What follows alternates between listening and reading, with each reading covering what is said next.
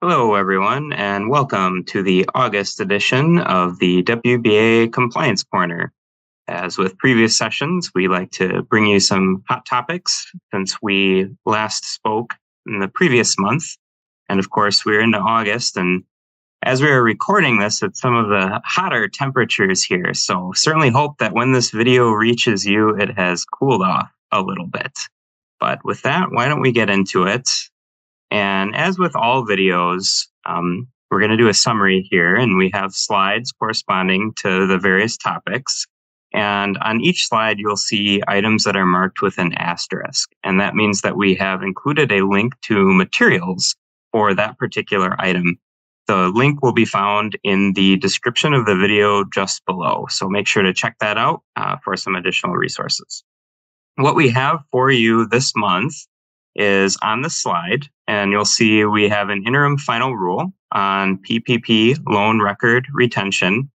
We have an update on ROV procedures. So of course, we talked about that a little bit in the last video. So just a quick update to share with you on that. An FDIC financial institutions letter clarifying the classification of interactive teller machines. Some FDIC and WBA resources to share with you regarding the revised FDIC Part 328 on those advertising rules. And then a reminder about our upcoming Legal Live session. Just wanted to share with you that that's coming, how to register, and some of the topics that we're going to be talking about. With that, I'll turn it over to Heather to get started. Super. Thank you, Scott. And first up on our conversation topic list this month is PPP. Who thought that here in 2024, we would be once again talking about one of our favorite COVID-related loan programs, that being PPP. But lo and behold, we are. And we wanted to make sure that you were aware of this right away because it comes into effect immediately. It was an interim final rule, as Scott had mentioned. It was issued just last week, and it was effective immediately upon being published in the Federal Register. There was no advanced comment period, time period, and no opportunity to submit our comments until now after it's been published. So what it does is it actually creates a record retention requirement for all financial institutions, all PPP lenders underneath that program, to retain for at least 10 years from the date of final disposition of each individual PPP loan, your records associated with that particular PP loan. And the rationale for why SBA issued this interim final rule is that they were trying to harmonize rules related to SBA loan programs, and a law that was signed into effect in 2022, August of 2022, about Department of Justice's ability to go back and research and investigate areas of fraud associated by the borrower's actions underneath that PPP loan program. The statute of limitations for the investigation period is 10 years. And so SBA is trying to reconcile its own retention requirements underneath their programs and this law that was signed into effect in August of 2022 to make sure that the records are there, in fact, so that DOJ can do their investigation, amongst others. And so when SBA, as you'll see in the interim rule, they looked back through what might be existing record retention time periods, they were finding that for most of our banks participating in this program, the record retention period was not clear. And that likely standard record retention would be shorter than the 10 years that they need for potential investigation from an enforcement standpoint. So hence we have this rule. And so what you'll see within the rule itself is that they really are looking to make sure that all documents associated with the PPP loan are retained.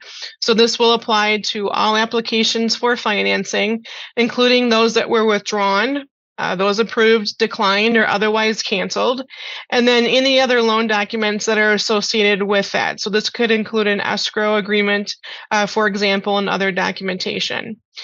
Now, the rule also sets forth that if the bank, in good faith, had actually destroyed some PPP-related documentation in the course of its standard procedures, its standard record retention time periods, that the SBA is not going to further scrutinize a bank for complying with its standard record retention process.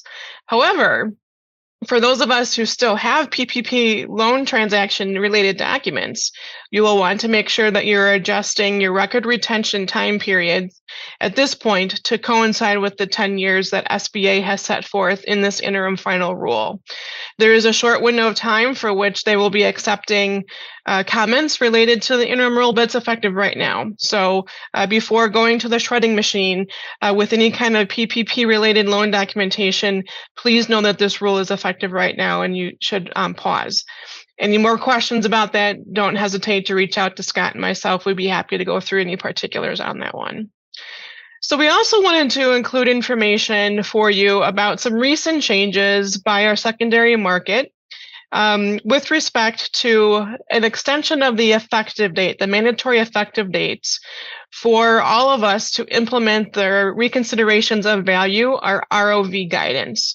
So back earlier in the summer, you'll recall that each of the secondary or primary secondary market players, that being FHA, Fannie and Freddie Mac, all had issued guidance which set forth new requirements related to single-family residential mortgage loans that would give the bank, as well as, more importantly, the consumer, the right to ask for a reconsideration of value.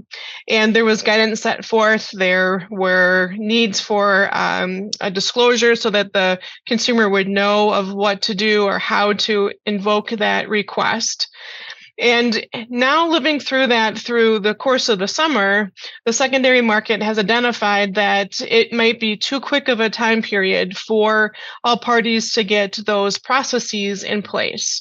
And so you will see in the links that we have provided that the secondary market has extended the effective date for which they want to have these ROV procedures in place. And we have those dates for you included in the materials. It was generally a move from late August to early October, as you'll see on the dates that we have here for you. So what you'll also want to keep in mind is that these are requirements that are separate from the interagency ROV guidance that was finalized also about the same time as the secondary market rules came out. It was just a couple weeks ago. And so keep in mind that while we have a reprieve from a mandatory compliance date to get our procedures in place related to secondary market loans, we still do have a separate component about an ROV expectation from our prudential regulators. And that when that final guidance was issued, as we talked about briefly last month, that had an effective date automatically, immediately upon it being published. So if you're going through some exam preparation for an upcoming exam in the next few weeks, our recommendation would be is to be aware that the federal agencies have issued their own ROV guidance. Know generally what might be within that guidance and try to put some pre-planned thoughts into pen to paper in preparation for what an examiner might be asking. I think for the examiner to expect that ROV should be put in place right now, 100% across the entire bank, all lines of business, that might be a little bit high expectation. Feel free to give Scott and myself a call. We can talk you through that a little bit more too. But we wanted to make sure that you're aware that there are distinctions here. We've got secondary market expectations separate from the interagency final guidance. So similar, but yet separate. And at least with respect to secondary market, we have an extension, a few more weeks yet to implement those ROV requirements for FHA, Fannie Mae, and Freddie Mac. Scott? Yeah, thanks, Heather. So our next item is on the FDIC Interactive Teller Machine Guidance. So this was a FIL that FDIC issued. And you can see it laid out on this slide, but it really does start with the Federal Deposit Insurance Act. And so the context here is that the FDI Act requires a state non-member bank to obtain FDIC's consent before establishing a domestic branch. So there's an application process. Part of the FDI Act also excludes automated teller machines and remote service units from the definition of domestic branch, so an application wouldn't be required. Now, as ITM, right, interactive teller machine technology, becomes more and more sophisticated, FDIC has thus released this FIL to clarify whether the use of an ITM at a location that isn't already an established branch, right? So if we have it in an established branch, that's one thing, but having it somewhere else off on its own, the question being, does that ITM require filing for a branch application? Or would it qualify for this exclusion from the definition of branch, right? Again, knowing that we have this exclusion for ATMs and these remote service units. So in the FIL, FDIC clarifies that it would not consider an ITM to be a domestic branch, meaning that it would not require FDIC approval under certain circumstances. Those circumstances are outlined on the slide, so I won't read them off to you as they're here and outlined pretty clearly by FDIC, and they're in the FIL as well, which you can find in the link to the description below. So that clarification is within the FIL. And of course, any ITM, however, that's established outside of a location that's already an established branch, right? So those that are off on their own, which operates outside of that scope, right? Outside of the scope of the clarification that FDIC is giving as outlined on the slide in the FAL, that would require a branch application. So again, an FIL to clarify the applicability of the FDI Act requirements and that exception to interactive teller machines. But with that, I'll turn it back over to Heather. Thanks, Scott.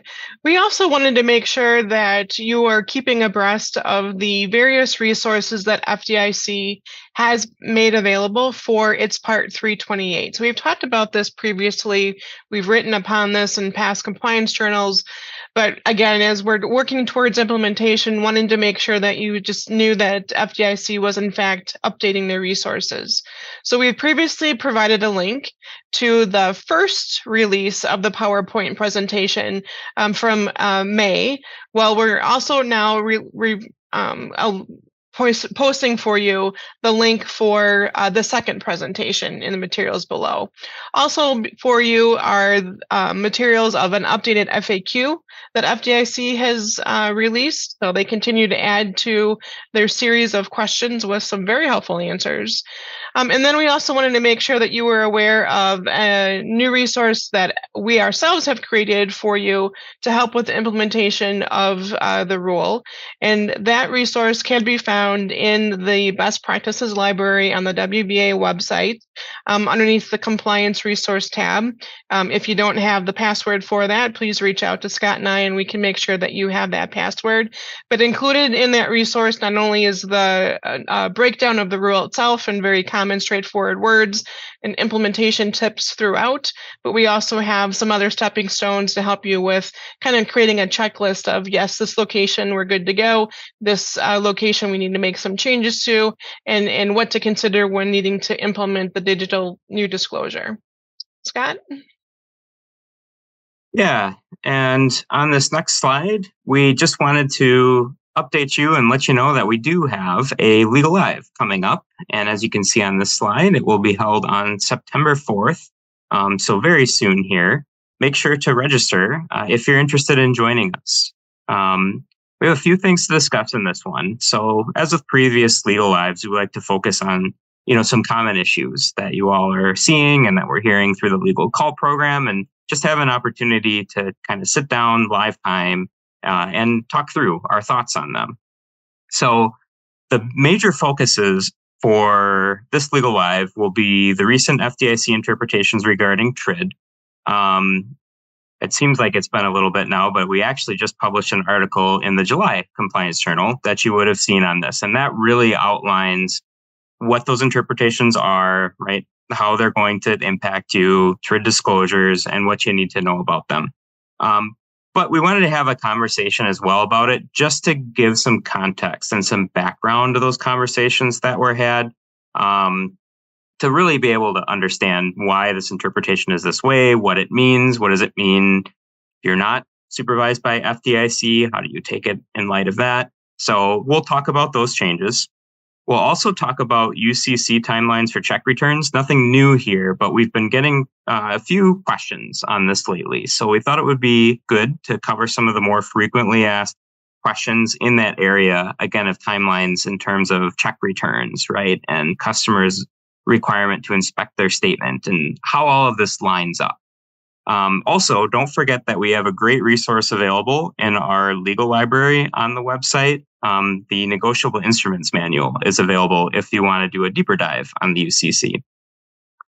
Then we also wanted to talk about some new resources that we have, along with strategies for tackling tough compliance questions. And so when we get questions, right, we know, as all of you know, that there can be some tricky situations, right, in spotting issues and knowing where to look in the regulations, and sometimes whether it's a regulatory issue or not, just a matter of maybe making a business decision or customer service. And how do we navigate that with compliance in the backdrop, right? Knowing we have this ever-present compliance consideration with these issues that we're tackling. And we've been releasing new resources with this concept in mind, right? Trying to help navigate those tough situations where the issues aren't immediately clear. So we're going to use that opportunity to talk about that together, that in tandem, right? The concept of these tough questions, these tough issues that we face. What are some strategies for approaching them, and how these resources can help? So with that, lastly, we'll also include some other recent hot topics, primarily that we get through the Legal Call program, and requests for topics that we've had to discuss in Legal Live. Wanted to include those as well, but also just highlight that those kind of 3 to 4 aspects are going to be the major focus of the Legal Live. But on the topic of additional resources, right, and everything that's available to you on the website, I want to hand it back off to Heather to cap us off with a mention of some of those.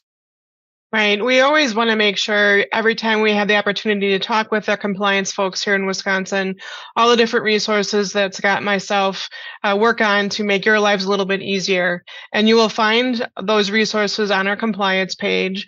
We have some listed just on the compliance page themselves, but most you'll find in the best practices resource library that we continue to mention. So be sure to check that out. We also have our monthly publication and ongoing training. Both Scott and myself do bank-specific training, and you'll find that information on our website. On the educational page, you'll also find we have video series, which are meant to be a comprehensive listing in little bitty sound bites of videos between 5 minutes and 10 minutes long, so that it's very, very focused on a particular topic. But yeah, it has accompanying many different resources to help flush out the particular topic, and so you're well versed on an account titling topic, legal process topic, and soon becoming some teller operations components.